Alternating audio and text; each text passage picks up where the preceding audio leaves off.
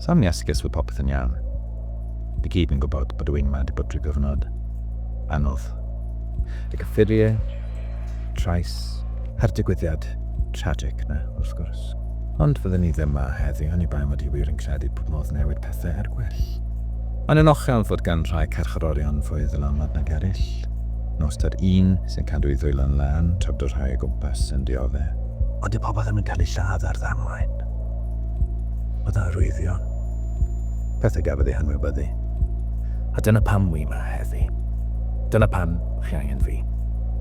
Achos os chi eisiau bethau newid, rhaid dechrau eto.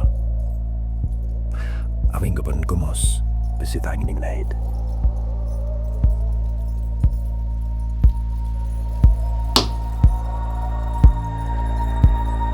Ydych chi'n gweud?